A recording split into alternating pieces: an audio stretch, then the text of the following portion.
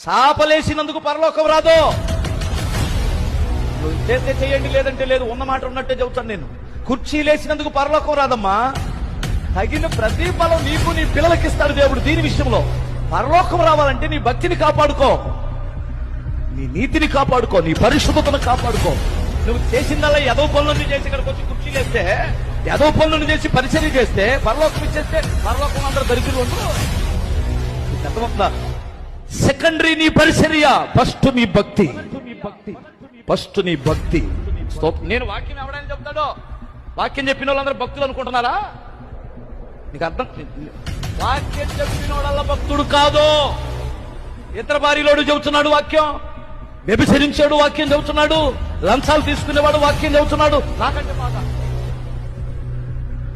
బాగా నేనేం చెప్పగలను వారి ముందు? వారికి ఉన్న థియాలజీ నాకెక్కడే. ప్రేమించడం చేతగానటువంటి వాడు మనిషిని మనిషిగా, తగ్గించుకోవడం చేతగానటువంటి వాడు గర్విష్ఠుడు. వాక్యం చెబుతున్నారు బాగా, సూపర్ గా.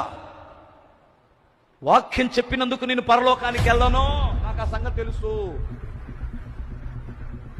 నా ప్రభు నాకు ఇచ్చిన భక్తిని కాపాడుకోవటం వలన నేను కాపాడబడతాను. హల్లెలూయా. ఎందుకు కాపాడబడతాం? భక్తి, భయభక్తులు కాపాడుకోవాలి కదా. ఎందుకయ్యా నిన్ను ఈ సింహాలు తినలేదంటే, నేను దేవుని యందు భక్తి కలిగి ఉన్నాను కనుక, నేను నిర్దోషిగా ఉన్నాను కనుక నా దేవుడు నన్ను కాపాడాడన్నాడు.